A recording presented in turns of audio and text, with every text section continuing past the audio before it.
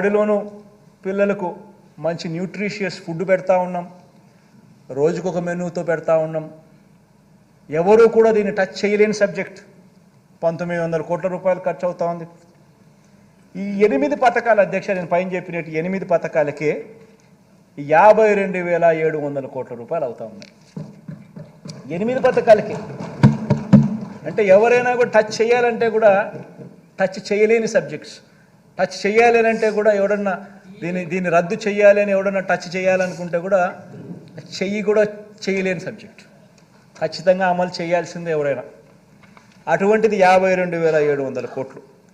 మళ్ళీ ఈ 52,700 కోట్లకు చంద్రబాబు నాయుడు గారు ఇప్పుడు చెప్పిన ఈ 6 హామీలు ఇవి కూడా యాడ్ చేస్తే, ఈ స్లైడ్ 14 చూపించు, 14, ఈ 6 కూడా యాడ్ చేస్తే ఏమన్నాడు? మహాశక్తి అంట. 18 ఏళ్ళు నిండిన ప్రతి మహిళకు నెలకు 1500, అంటే ఏడాదికి 18 ఏళ్ళు నిండిన ఎంతమంది ఉన్నారని అంటే మన ఓటర్స్ జాబితా చూస్తే తెలుస్తుంది అధ్యక్ష. మన ఓటర్ల లిస్టు చూస్తే ఎంతమంది మహిళలు ఉన్నారు, 18 ఏళ్ళు నిండిన వాళ్ళంతా మొత్తం ఓటర్స్ లిస్టులో ఉంది. వాటికి మనము 2,10 లక్షలు ఉంటే మనం వాటికి 2 కోట్లు చూపిస్తున్నాం, కొంచెం వాటికి తగ్గించినాం. అట్లా వేసుకున్నా కానీ 36,000 కోట్లు ఈ మహాశక్తికి. తల్లి తర్వాత ఈ తల్లికి వందనం, అది ఏంది, ఎంతమంది పిల్లలు ఉంటే అంతమందికి 15,000 అంట. ఏం నోటికి ఎంత వస్తే అంత చెప్పేసేయడమే, కాబట్టి ఏం పోయేదేముంది అని చెప్పి ఇచ్చేదే సచ్చేదే మన అనే లెవెల్లోకి మనుషులు చెప్పేయడం మొదలు పెడతా ఉన్నారు. తల్లికి వందనం అని చెప్పి ఎంతమంది పిల్లలు ఉంటే అంతమందికి. రాష్ట్రంలో 83 లక్షల మంది పిల్లలకు మనం మంచి జరిగిస్తూ 44 లక్షల మంది తల్లులకు మనం ఇస్తూ ఉంటే ఆయన 83 లక్షల మంది పిల్లలకు లెక్కేసుకుని దానికి 12,450 కోట్లు. తర్వాత యువగలం, ఈయనే ఇంతకుముందు 2014లో ఇంటింటికి ఉద్యోగం ఇకపోతే 2,000 రూపాయలు నిరుద్యోగ భృతి అని చెప్పినోడు అది చేయకపోగా ఆ 2014లో ఎన్నికల మేనిఫెస్టోలో ఇచ్చిన మాట, ఇది ఇచ్చిన మాటే. ఆ అక్క చెల్లెమ్మలకు ఆ డబ్బు కూడా తను చెప్పిన మాటే, ఆ మహాశక్తి లాంటిది. అది లేదు, ఈ యువగలము లేదు. 2014లో చెప్పింది లేదు, చేసింది లేదు. దీనికేమో మళ్ళీ 20 లక్షల మంది పిల్లలకు నెలకు 3,000 రూపాయలు చొప్పున వేసుకుంటే 7,200 కోట్లు. తర్వాత దీపం పథకం, 2014 ఎన్నికల మేనిఫెస్టోలో కూడా ఇలాంటి పథకమే పెట్టినాడు, గ్యాస్ సిలిండర్ల పథకం. అది చేసింది లేదు. అది చేయకపోగా ఇప్పుడు కొత్తగా ప్రతి కుటుంబానికి 3 గ్యాస్ సిలిండర్లు ఉచితమని చెప్పి మళ్ళీ పెట్టాడు, దానికి 4,600 కోట్లు. తర్వాత అన్నదాత అని మన రైతన్నలకు మనం 13,500 రైతన్నలకు ఇస్తా ఉన్నాం. మనం చెప్పింది రైతన్నలకు 12,000 ఇస్తామని, కానీ మనం రైతన్నలకు చెప్పిన దానికన్నా మిన్నగా 13,500 మనం ఇస్తా ఉన్నాం. ఆయన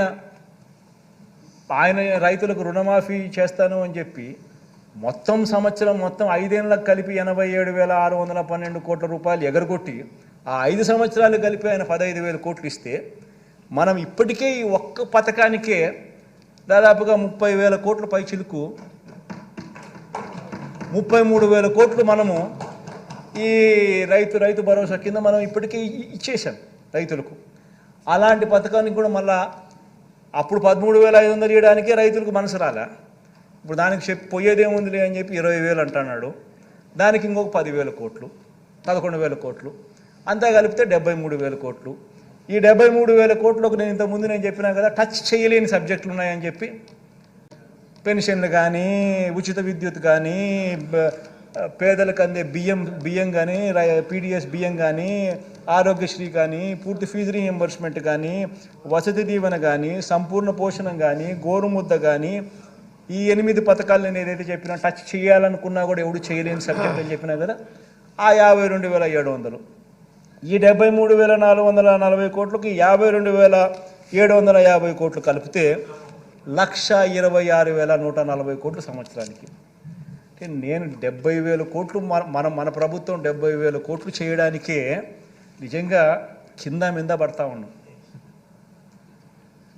గవర్నెన్స్లో ఎప్పుడూ జరగని మార్పులు తీసుకొచ్చినాం. కరప్షన్ అనేది ఎక్కడ లేకుండా చేసినాం, పూర్తిగా స్ట్రీమ్ లైన్ చేసినాం. చిత్తశుద్ధి చూపిస్తూ ఉన్నాం, నిబద్ధతతో చేస్తూ ఉన్నాం. ఇంత చేస్తూ ఉన్నా కూడా మనం 70,000 కోట్లకు చాలా అంటే చాలా లాగుతూ ఉంటే కూడా జరుగుతూ ఉంటే ఈయన 1,26,000 కోట్ల రూపాయల సంవత్సరానికి నేను చేసేస్తాను అని చెప్తా ఉన్నాడు. ఇంకా ఇంకా ఇంకా ఇంకా ఇంకా 6 పథకాలకి ఇంకా ఉన్నాయని చెప్తున్నాడు. మళ్ళా ఇంకా ఇంకా ఇంకా ఇంకా 6 పథకాలకి ఇంకా ఉన్నాయని చెప్తున్నాడు. అంటే నేను అడుగుతా ఉన్నాను అధ్యక్ష, అంటే మనం 70,000కే కష్టపడతా ఉంటే 1,26,000 ఇప్పటికే మళ్ళా ఇంకా ఇంకా ఇంకా ఏదో చెప్తాను అంటున్నాడు. అంటే నేను ఆలోచన చేయమని చెప్తాను. ప్రతి ఇంట్లో ఈ చర్చ జరగాలి. ఇంత మోసం చేసేదానికోసం ఈ దుర్బుద్ధితో ఈ బుద్ధితో ఈ మాదిరిగా మోసం చేయడం ధర్మమేనా ప్రజలను? ఇంత అబద్ధాలు ఆడడం, ఇంత కుట్రలు పనడం, ఇంత మాదిరిగా మోసం చేయాలనే ఆలోచనతోనే మోసం చేయడానికోసమే ఈ మాదిరిగా ఒక రంగురంగుల మేనిఫెస్టో తీసుకొని వచ్చి ఈ మాదిరిగా మోసం చేసే దిశగా అడుగులు వేయడం ధర్మమేనా అని అడుగుతా ఉన్నా. ఆలోచన చేయమని అడుగుతా ఉన్నా. ప్రతి ఒక్కరూ కూడా ఈ విషయం ప్రతి ఇంట్లో కూడా చర్చ జరగాలని కూడా కోరుతా ఉన్నా. అధ్యక్ష చంద్రబాబు నాయుడు గారిని అడిగితే అధ్యక్ష, మరి జగన్ 70,000కే ఇంత కష్టపడతా ఉన్నాడు కదబ్బా, నువ్వు 70,000కే రాష్ట్రం శ్రీలంక అయిపోతుందని అంటున్నావు కదా, మరి నీకు ఇవన్నీ చేస్తే కనీసం 1,26,000 నువ్వు చెప్పే కొత్త ఎన్ని యాడ్ చేస్తే అది ఇంకా 1,50,000కు పోతుందేమో నాకు తెలియదు. అవన్నీ చేయడానికి నీకు డబ్బులు యాడ్ నుంచి వస్తాయనంటే చంద్రబాబు నాయుడు, ఈనాడు, ఆంధ్రజ్యోతి, TV5 వాళ్ళకి మీడియా బలం ఎక్కువ కదా అధ్యక్ష. ఎల్లో మీడియా ఎక్కువ, మీడియా బలం ఎక్కువ, వాళ్ళు ఏదైనా గోబెల్స్ ప్రచారం చేయగలుగుతారు. వాళ్ళందరూ ఏమంటారు, చంద్రబాబు నాయుడు సంపద సృష్టిస్తాడు. ఆశ్చర్యం అనిపిస్తుంది అధ్యక్ష. చంద్రబాబు నాయుడు సంపద సృష్టిస్తాడు అని అంటాడు. సరే పోనీ సంపద సృష్టించే కార్యక్రమం ఆయన కొత్తగా ముఖ్యమంత్రి ఇప్పుడు ఫస్ట్ టైం కావడం లేదు కదా, ఆయన ఫస్ట్ టైం ముఖ్యమంత్రి కావడం లేదు కదా, ఆయన సంపద అనేది ఆయన 14 ఏళ్లలో ఆయన సంపద సృష్టించి ఉండాలి కదా. సో 3 సార్లు ఆయన ముఖ్యమంత్రి అయినాడు. సో 3 సార్లు ఆయన ముఖ్యమంత్రి గతంలో పనిచేసినప్పుడు ఆ గత ట్రాక్ రికార్డులో ఏ మేరకు ఆయన సంపద సృష్టించినాడు అని కూడా ఒకసారి చూస్తాం అధ్యక్ష. ఎందుకంటే ప్రజలందరికీ కూడా ఈ సభ ద్వారా ప్రజలందరూ కూడా ఇదంతా కూడా చూడాలి. ఏ మేరకు ఆయన 14 సంవత్సరాలు ముఖ్యమంత్రిగా ఉన్నప్పుడు 3 పర్యాయాలు ఆయన ముఖ్యమంత్రిగా పనిచేసినప్పుడు ఏ మేరకు ఆయన సంపద సృష్టించినాడు, ఎందుకంటే అప్పుడు కూడా ఎప్పుడు మేనిఫెస్టో అమలు చేసింది లేదు, ఎప్పుడు కూడా ఆయన అమలు చేసింది లేదు. కాబట్టి అది కూడా చూద్దాం అధ్యక్ష. ఏ మేరకు చంద్రబాబు నాయుడు గారు సంపద సృష్టించిన ట్రాక్ రికార్డ్ ఏమిటని చూద్దాం అధ్యక్ష. ఇది ఒకసారి గమనించినట్టయితే అధ్యక్ష, రాష్ట్రం అధ్యక్ష ఆయన ముఖ్యమంత్రి కాక మునుపు వరకు 1993 దాకా కూడా రాష్ట్రం రెవెన్యూ సర్ప్లస్ అధ్యక్ష. ఈయన ముఖ్యమంత్రి అయిన పీరియడ్ అధ్యక్ష 1994 నుంచి ఏ సంవత్సరమైనా తీసుకో అధ్యక్ష, మచ్చుకు 10 సంవత్సరాలు చూపిస్తున్నా అధ్యక్ష. ఇక్కడ కనబడుతుంది ఊరికి నెంబర్స్, ఎందుకంటే అది ఇప్పుడు పెట్టామనంటే ఇంకా ఏటకాటుకు పేపర్ పెరిగిపోతుంది కాబట్టి ఊరికి మచ్చుకు 10 సంవత్సరాలు చూపిస్తా ఉన్నాం అధ్యక్ష. ఏ సంవత్సరం అన్నా చూసుకో అధ్యక్ష, చంద్రబాబు నాయుడు గారు ముఖ్యమంత్రి అయితే అధ్యక్ష రాష్ట్రం రెవెన్యూ డెఫిసిట్. మళ్ళీ చంద్రబాబు నాయుడు గారు ముఖ్యమంత్రి 2004-05 దిగిపోయినాడు అధ్యక్ష. 2005-06 నుంచి దివంగత నేత నాన్నగారు ముఖ్యమంత్రి అయినారు అధ్యక్ష, రాష్ట్రం రెవెన్యూ సర్ప్లస్. మళ్ళీ 2014-15 చూసుకోండి అధ్యక్ష, చంద్రబాబు నాయుడు ముఖ్యమంత్రి అయినాడు, మళ్ళీ రెవెన్యూ డెఫిసిట్. మళ్ళీ రెవెన్యూ డెఫిసిట్ ప్రతి సంవత్సరము కనిపిస్తూ ఉన్నప్పుడు ఏ సంవత్సరం చూసినా రెవెన్యూ డెఫిసిటే కనిపిస్తూ ఉన్నప్పుడు మరి సంపద ఎక్కడ సృష్టించాడో అని అడుగుతా ఉన్నా. నిజంగా సంపదే సృష్టించి ఉంటే ఏ స్కీము ప్రజల కోసం అమలు చేయని రోజుల్లో అధ్యక్ష ఇవన్నీ సృష్టించి ఉంటే ఏ స్కీము ప్రజల కోసం అమలు చేయని పీరియడ్లో అధ్యక్ష, ఆ పీరియడ్లో కూడా రెవెన్యూ ఎక్స్పెండిచర్ కొరకే అప్పులు చేయాల్సిన దుస్థితిలో ఆయన పాలన సాగింది అని అంటే ఎక్కడ సృష్టించాడు ఆయన సంపద అని చెప్పి నేను అడుగుతా ఉన్నాను అధ్యక్ష.